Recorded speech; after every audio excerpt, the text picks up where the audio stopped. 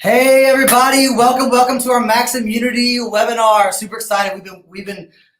This has been a long time coming and doing this. We probably should have done this at the very beginning of the COVID pandemic, but we're doing it now. It's the best time now. This is Dr. Sydni, Mark at the clinic director at Restoration Dallas Chiropractic. Super excited. We are going to play a quick video as people kind of log on, and this will be a great little intro video that will educate, kind of equip a little bit, kind of give some perspective on how strong our bodies are in terms of its capability of fighting off disease and how God built this within us. So we're gonna play a quick video for y'all real quick, and then we'll kind of start the what is it called, webinar after this. Sound good? All right, here we go. Sickness is not complicated. Even health is not complicated. Health is the natural state. Sickness is what's abnormal. Then I'll prove it to you with a story. My wife and I went out to Northern California, and we took a trip through the redwood forest, and it was a guided hike. And our tour guide was telling us about pampas grass and how pampas grass is foreign to the land, that they brought it over from South Africa. And because it's foreign to the land, it became incredibly invasive in Northern California. And they brought in industry to try to remove it, to try to dig it out. That didn't work. They tried to poison it, and that didn't work. And as she's taking us through the forest, she's talking about Smokey the bear and how putting out a forest fire too early actually causes a buildup of underbrush and deadwood, and that when the next fire comes, the fire burns with more intensity, and that we don't want to put out forest fires too early, that it's got to be a balance. As she was talking about in nature, how the flowers, the plants, and the trees, how everything in the ecosystem is best when it's just left alone. It hit me that nature mirrors the body. When we try to trick the body into health, it always backfires. When we try to put a child's fever out too early, that child becomes sicker longer. When we try to remove the appendix or the tonsils, it turns out that those are needed organs and needed for the immune system. When we try to limit the exposure to bacteria, we limit the exposure to germs, it turns out that we needed the exposure to build a natural immunity. And this is how the body works. Your body needs no help, just no interference. The greatest doctor in the world lives right inside of you. It's always trying to rebuild and rejuvenate and repair. If you go on a sprint right now, you sprint just 5 seconds, your body already started producing enzymes. You start breaking down certain molecules in preparation for your body to rebuild and recuperate. Your heart rate will go up, capillaries will expand, sweat glands will open up in order to cool your body. Everything is happening inside of you without you even thinking about it. The greatest doctor in the world lives right inside of you. So here's the question. If your body is designed for health and the body needs no help, just no interference, why are we treating the symptoms? Why aren't we looking for cause? And better yet, why don't we respect the intelligence within, remove the interference, and let the greatest doctor in the world do the job of healing? Health is already inside of you. The question is, where does it come from? You have an intelligence inside your body that runs your body, controls your body on a second-to-second basis, is always doing the right thing at the right time, adapting to stresses, adapting to the environment. Where does it come from? It's in your brain. It's in your nervous system. You have the most amazing healing power inside of your brain and your spinal cord. Your brain and spinal cord controls everything. Heart to be beating, lungs to be breathing. If you scrape your knee and you get a cut, your body is going to go to work for you, and it travels from the brain down the spinal cord, over the nerves to every organ, every cell, every single tissue in your body is under direct control of your brain and spinal cord. Awesome. Yes. Okay. So I love that little video because it's just a good little perspective, a simple explanation of the capabilities of this. And again, one of the main reasons why we want to do this workshop, this webinar, was because from conversations we've been having with our patients lately, I know the COVID stuff is super scary and the news makes it even more heightened. And, is it, the stats, are they accurate or none of that? It gets overwhelming, and it's hard not to watch the news because every day it's something new and some new stat and that kind of thing. But I've been hearing a lot of conversations and comments that aren't accurate. Like I had a patient come in, I sent this out on email to our patients, that someone came in and said, this virus is different. This virus takes over cells and it eats your cells and it takes over. And I said, that's what any virus does though. That's not uncommon to this virus. That's just what a virus does. And so it's kind of like, all right, we need to kind of re-educate, just recenter, add some perspective and kind of establish the working grounds of this and perspective on how your body develops immunity and fights off diseases and viruses and bacteria. So I feel like we've lost our way a little bit in terms of that. the question kind of we want to pose tonight is who is actually responsible for your health? Like, is it your parents? Is it the CDC? Is it President Trump? Is it your pastor? Is it your insurance provider? Like, the only person truly responsible for your health is you. As parents, you're the only one truly responsible for your kids. And the reason is because you're the one that has to live with the outlash of that. If you live a life that's completely unhealthy, super bad food, don't exercise, don't live up to these 5 essentials that we're going to talk about in a second, then you have to live with the disease processes that build into your body. You have to be the one that lives with trying to figure out who pays for insurance and drives you to your treatments and things like that, right? If you are super intentional with your body and you're super mindful and you're healthy, then you get to live with the positive benefits of that long term.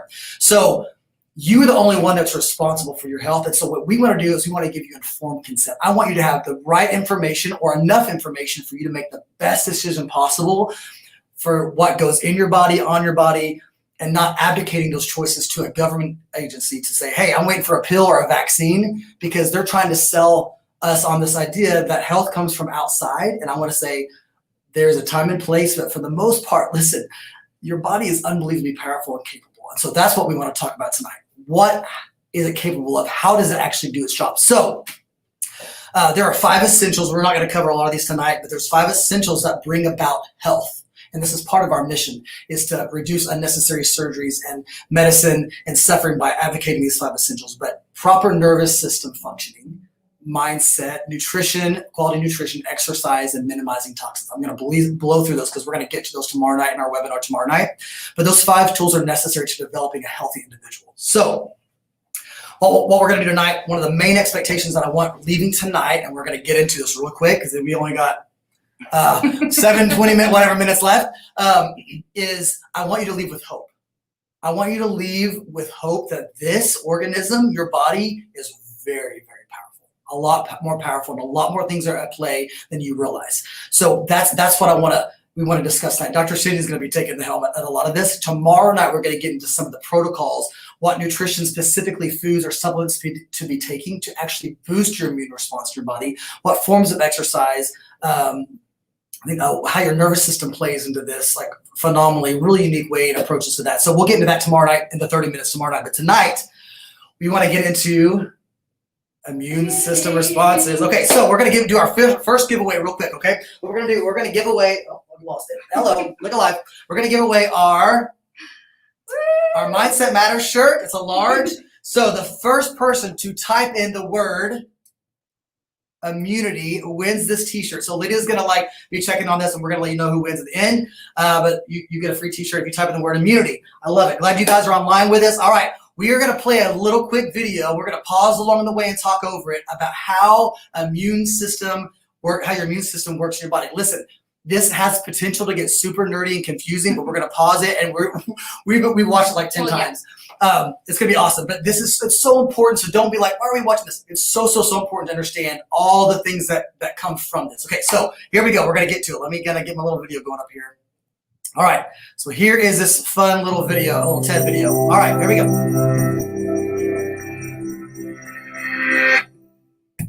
A mosquito lands on your arm, injects its chemicals into your skin, and begins to feed.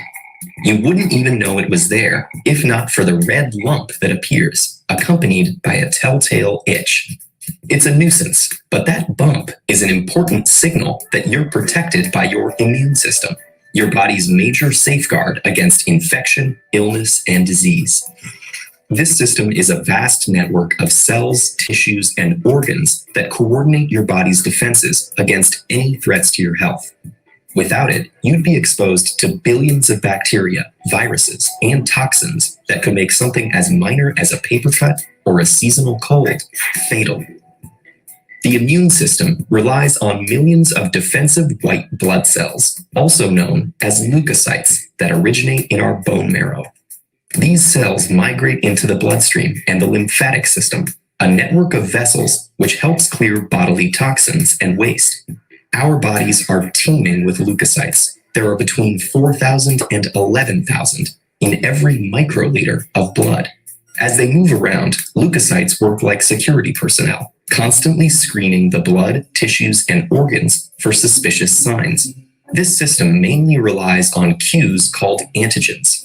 These molecular traces on the surface of pathogens and other foreign substances betray the presence of invaders. As soon as the leukocytes detect them, it takes only minutes for the body's protective immune response to kick in. Threats to our bodies are hugely variable, so the immune response has to be equally adaptable. That means relying on many different types of leukocytes to tackle threats in different ways. Despite this diversity, we classify leukocytes in two main cellular groups, which coordinate a two-pronged attack. First, don't get caught up. This is going to get super nerdy. Don't get distracted here. We're going to simplify it for you just a minute. Here we go. phagocytes trigger the immune response by sending macrophages and dendritic cells into the blood. As these circulate, they destroy any foreign cells they encounter simply by consuming them. That allows phagocytes to identify the antigen on the invaders they just ingested and transmit this information to the second major cell group orchestrating the defense, the lymphocytes. A group of lymphocyte cells called T cells go in search of infected body cells and swiftly kill them off. Meanwhile, B cells and helper T cells use the information gathered from the unique antigens to start producing special proteins called antibodies. Okay, so we're going to pause right here real quick. Oh, let's do this so you can actually see our faces. Okay, so you got, explain that for me, because this is, I'm going to let you explain this. Okay. You're a lot better at this than I might interject. Yeah, leukocytes are basically just a fancy way of saying a white blood cell. It's a certain type of white blood cell. I'm caught up by that. Yeah, so don't worry about the names or anything, but they send out other types of cells. You don't have to worry about the name again. They're going to look for the pathogen or the bad guy, if you will, the antigen that's in your body. And it's going to send out a cell that eats that antigen or that bad guy, and it's going to see exactly what it's composed of. So it's looking to see what proteins it's made of, what DNA it's made out of, so that it can send that signal back to the T cells and the B cells that are going to make an antibody. Okay, so let's say I cut my arm. He said a mosquito bite. Yeah. I get this little thing inside my skin, and my body starts doing some response. Yeah. So the leukocytes or the white blood cells say, hey, it's constantly scanning my blood. Yes. And my whole body, looking for anything that doesn't seem normal. Exactly, yeah. Something that does not belong. Parasite, bacteria, viruses, any of that kind of stuff. So anytime it sees it, this antigen. Antigen is the bad guy, the invader. Okay, got it. Then it sends out this phagocyte, what are you using some weird words. So it sends out these little things, the Pac-Man thing that basically eats one of these little bitty bacteria or viruses, and then it basically breaks it down and says, okay, that's this many proteins, that's this many lipids. It basically identifies what's in that. It sees what exactly it's made out of so that it can make an antibody that it will exactly fit that antigen. To then kill it off. That's like the lock and key. Okay. He's going to go into hopefully that explains a little bit of that. All right, so we're going to explain a little bit more of this, and then we'll break it down a little more. This is the pièce de résistance. Each antigen has a unique matching antibody that can latch onto it like a lock and key and destroy the invading cells. B cells can produce millions of these, which then cycle through the body and attack the invaders until the worst of the threat is neutralized. While all of this is going on, familiar symptoms like high temperatures and swelling are actually processes designed to aid the immune response. A warmer body makes it harder for bacteria and viruses to reproduce and spread because they're temperature sensitive. And when body cells are damaged, they release chemicals that make fluid leak into the surrounding tissues, causing swelling. That also attracts phagocytes, which consume the invaders and the damaged cells. Usually. Okay, so we were talking about this earlier. So if I roll my ankle and all that whole area gets swollen, that's basically cells that have kind of leaked out juice. Yeah, they're damaged. They're damaged cells. So they're sending out signals to let other cells know to come in and help. So that's why you get the redness or you get inflammation, like you get a paper cut or roll your ankle, for example. Right. They're sending out signals that something is damaged or someone doesn't belong here. So like with the parasite, if you cut your wrist or something and you get disease or bacteria in there, it's going to send out signals to those B cells and T cells. They're going to send out the antibodies to come fight the bad guy. Knock it out. Okay, Yep. Got it. Good. An immune response will eradicate a threat within a few days. It won't always stop you from getting ill, but that's not its purpose. Its actual job is to stop a threat from escalating to dangerous levels inside your body. And through constant surveillance over time, the immune system provides another benefit. It helps us develop long-term immunity.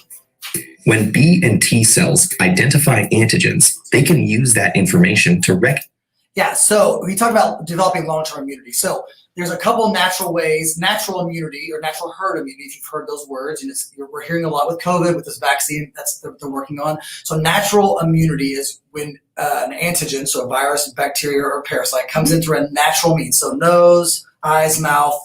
Or cut. Yes, Inside, it has to enter into the body in some way.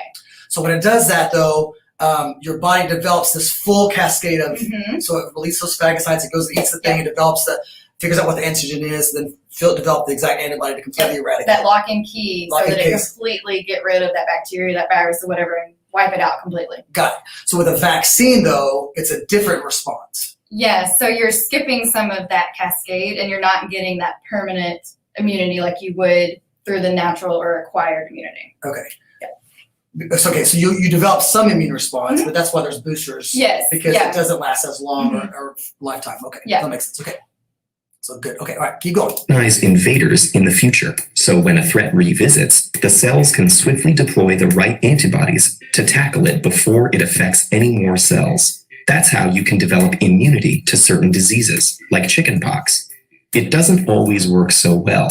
Some people have autoimmune diseases, which trick the immune system into attacking the body's own perfectly healthy cells. No one knows exactly what causes them, but these disorders sabotage the immune system to varying degrees and underlie problems like arthritis, type 1 diabetes, and multiple sclerosis. For most individuals, however, a healthy immune system will successfully fight off an estimated 300 colds and innumerable other potential infections over the course of a lifetime. Without it, those threats would escalate into something far more dangerous. So the next time you catch a cold or scratch a mosquito bite, think of the immune system. We owe it our lives. Awesome. All right. Good deal. Good deal. Good deal. All right. So we are going to, hopefully that was helpful. Hopefully it was helpful for me. I've watched that video like 5 times. Yeah, you'll learn something new. Lydia's going to post the link. We'll get it to you tonight, and it'll be on our Facebook page. So you can watch that again because it's really, really helpful. So sometimes that's something you're like, gosh, there's a lot of words. Why is it necessary? So we're going to break down specifically. We're going to talk about our gut and then about how your body expels these things so your body doesn't get infectious and die. We've got to understand how it's all these cascading effects to take place and know that all this is taking place all the time, constantly developing this lock and key system so your body eradicates a COVID-19 virus or an influenza virus or a common rhinovirus, right? All of this. So, all right, so now we're going to talk about where most of your immune system actually lives and how to make it stronger a little bit. Go. Okay, so this is really interesting. It's the gut immune system connection. Yeah. So over 70% of the immune system is actually housed in our gut, which is crazy if you really think about it. So that's why it is so important to take care of your gut, have a healthy digestive system through what you're eating. So we'll go into that in a little more detail. So your gut actually contains trillions of bacteria that protect you against pathogens. So yes, not all bacteria are bad. Some are actually good. We actually need those bacteria that are housed within our gut. Yeah. So the collection of microbes, which is just a fancy word to say bacteria, collected in the gut is called your gut microbiota.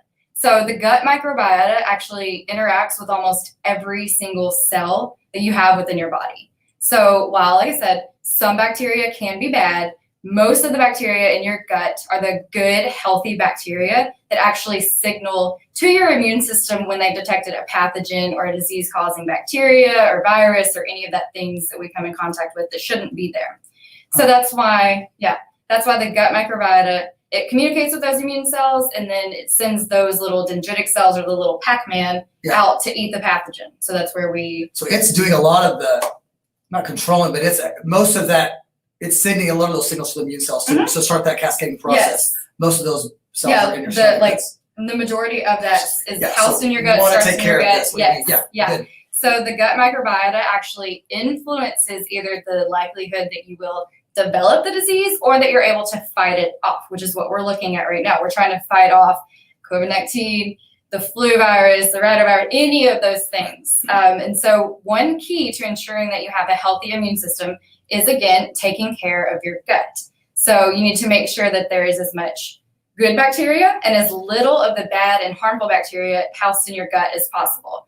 One way to do this is through what you eat. So this is probiotics and prebiotics. So probiotics, we've all heard of them. You can take the living organism through a pill, or you can actually get them through your foods as well. So this is going to be your fermented foods, sauerkraut, kimchi, all the stinky, smelly Miso. kind of things. Miso, Soy, yeah. yogurt is good as long as it's not the sugary, over-processed kind. You know, it's got to be the Greek Grass-fed. yogurt, the grass-fed, the stuff that's, you know, a little tangy, but no sugar, because sugar is really bad for the gut bacteria. It will wipe it out completely. Yeah, and then prebiotics are actually foods that you can eat. Those are your fiber-rich foods. So they stimulate the gut microbiota in your stomach to actually start that process and send it out. So Right. for the immune system. Let me ask you, so like if you take an antibiotic, Mhm.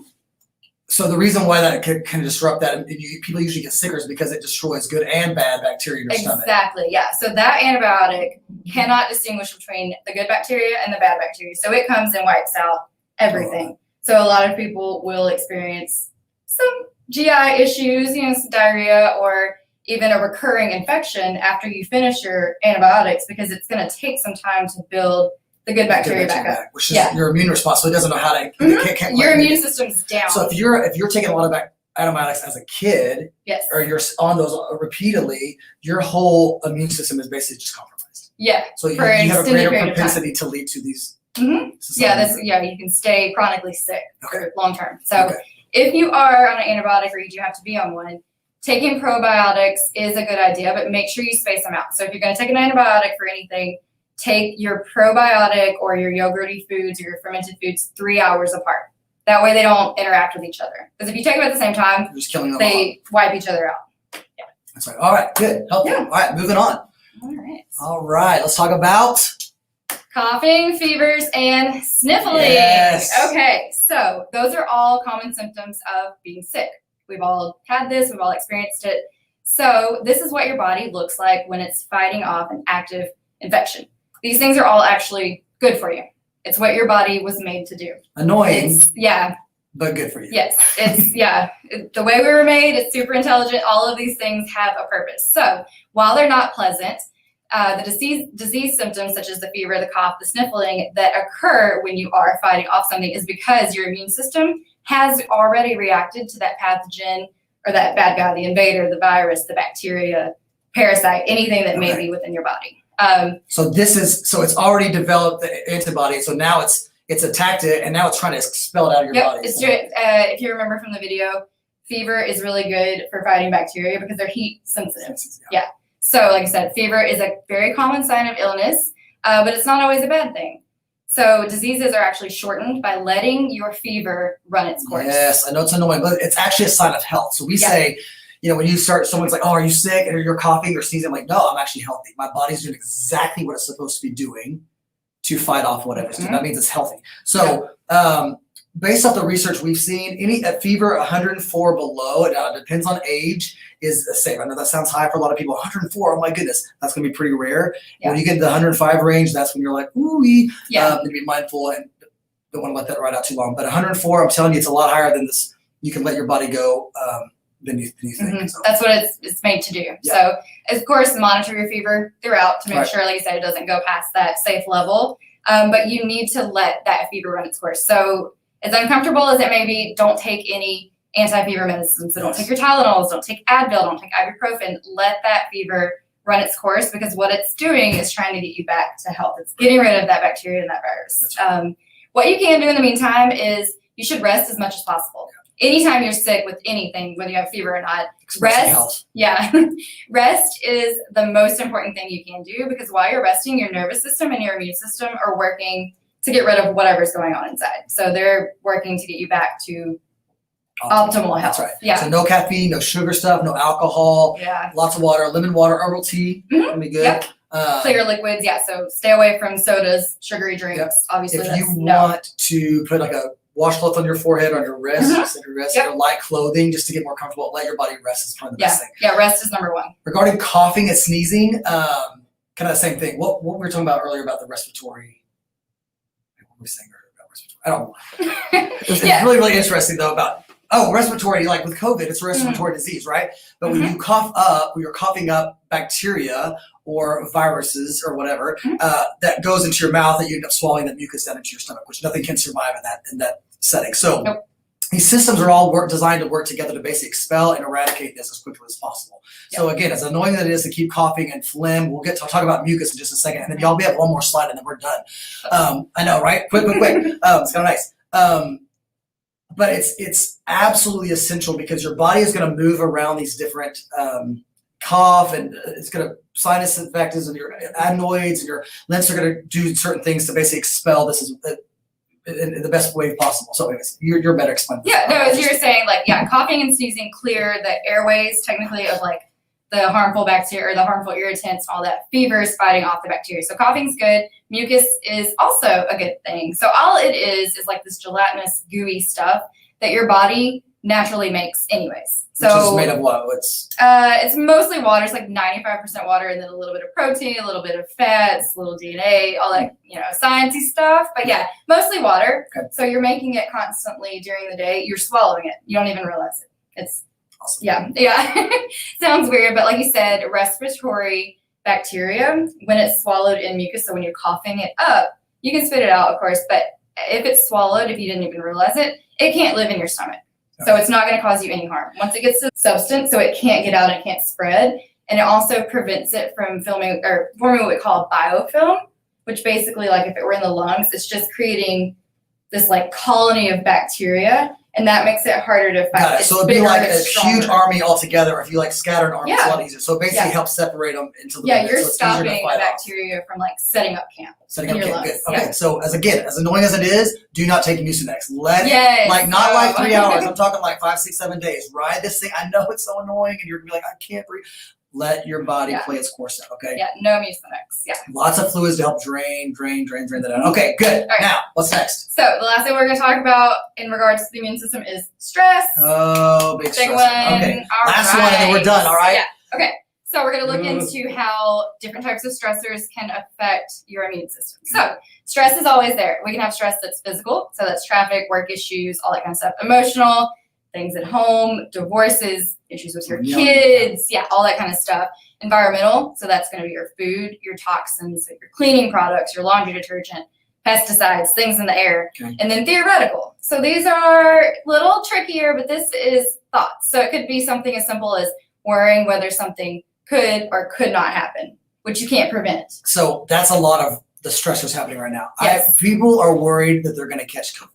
And they're becoming more susceptible for their body to not fight off the disease because the stress response, which we're about to talk about real quick and then we're going to be done, is making their body more susceptible to actually catch it than those who seem flippant and don't care, right? But usually their body isn't a stress out. There's a benefit to that, There's a benefit to that. We'll see that way. Okay, so this is going to get a little heavy real quick, but so when your body is stressed out, the hypothalamus signals the autonomic nervous system and the pituitary gland to create, it's housed in the back of the head there, to create epinephrine and cortisol at a higher stress level. Responses. These are your stress response hormones. Okay, yeah. So they are good short term, or what we refer to as like acute. So they need to come on really quickly. So if you're being chased by a bear or something. Yes, so you can run away. But now it's constant. It's like we were saying, all these stressors, the traffic, the family problems, the theoretical problem of thinking you may get something you may not, your epinephrine and your cortisol never shut off. So what that ends up doing is it affects your state of mind, and then that in turn affects your state of health. So ongoing stress makes you more susceptible to illnesses and diseases because your brain is constantly sending out these stress hormones, the epinephrine and the cortisol, to the endocrine system, and then it's releasing the array of the hormones. And it's meant for an emergency trying to get you to escape this emergency situation, but you're living in it constantly. Yes. So sending out those hormones and those signals all the time severely depresses your immune system. So it's not functioning like it should because you're stressed out. So then it's not as capable, as keen to be able to fight off. So it's a dinky thing like a common cold becomes such a bigger deal or so much longer to fight off because you've been under such amounts of stress, right? Whether it's COVID or stress at work or whatever it is, right? And so you have to be even more intentional. So things to do is you got to delete the Facebook app. And not watch it. I'm By the serious. way. Because what happens, listen, the reason Facebook and the reason CNN or Fox News or whatever, the reason they're so good is they leverage fear, and it's like clickbait. It's like live clickbait. So they use these like extreme polarizing like headlines, these like articles that make you like so angry or like so polarizing. Trump did this or he didn't do that or whatever. So you're like, what? And then what happens is you're laying in bed. Because I do this too. I open up my phone, I scroll, and I'm like, what? And I like start this immediately stress response. That's your emotional. Right and when your I wake theoretical. up. Yeah, emotional theory. Yeah, it'd be even. And physical. And physical, yeah. And so now my body starts this whole cycle that's now I'm kind of in that response all day unless I completely just get away and go for a walk. So I want you in nature. I want you like breathing, getting some sunlight, right? Delete those apps. Do not watch the news every day. There's only so much control we have anyways, right? It's just again, we have control over this. This is what we have control over, right? So what else? What other like good things to do regarding stress? Something you were talking about earlier. Yeah, just also like watching something lighthearted, Yeah, like so a comedy. spending time with family. Yes, spending time with, as long as they're not your stressor. Laughing Yeah. is huge. It's Like a wonderful. real belly laugh for your immune system is like it's wonders. It's like like magic. So yeah, it really is. take a bubble bath, read a book. That's something Sure. we don't really do anymore. Wow. Get off your phone, read an actual book, take a bubble bath, take your dog for a walk. Yeah. Exercise is a really great way to relieve stress. It helps as well. rebalance those hormones as well. We'll talk a little bit about that tomorrow. Yeah. Awesome. Guys, we're done and we've pretty much in time. Okay, so we got one. Here's the deal. We're about to do another giveaway. We're going to give away two. What are these called? Protein shakers. Protein shakers. I'm like, what? Yeah. Protein Yeah. shakers. Yeah. So Max Living protein shakers. We're going to give those away. Before I tell you what we're going to do tomorrow night, it's the same time, 6:30 to 7 o'clock right here on Facebook or YouTube. Same thing, 30 minutes. This is going to be all the protocol. So what specific foods I want you eating and what I not want you eating. What form of exercise I want you doing. So you're like, oh, well, walk. And I'm like, walking's great, but this is more effective at boosting immune response. We're going to talk about stress a little bit more tomorrow. We're going to talk about supplements because it is not enough. I hate the conversation of supplements, but it's just not enough anymore. We're not getting enough nutrients in our food when there's so much stress response to our bodies that we have to now supplement You have to fill in to help the gap. bridge these gaps. And a lot of our probiotics, things like that fill these gaps. We'll talk about that tomorrow as well. But some interesting things regarding like garlic and onion, even how you eat it versus just cooking with it. So it's really, really interesting. But that's tomorrow at 6:30, so don't miss that process, that webinar as well. Glad you guys joined us tonight. Here's how to win these little bad boys. Okay, here's what the first two people that give me or type in the name, another name for a leukocyte, win these two guys. So what's another name for a leukocyte? Let's have it. And then we will post. Let's see what Pop quiz. see what comes Love in. it. See if you're paying attention. Yeah, Super that was nerdy. in the beginning. Yeah. Hopefully, guys, this was helpful. We'll post. You feel free to continue asking questions. We can answer those. We'll post some links up to these videos for you guys as well. But other than that, close. Oh yeah, you got the phagocytes. Yes, Cassandra. That's more deep. Close. Yeah, you went more detail.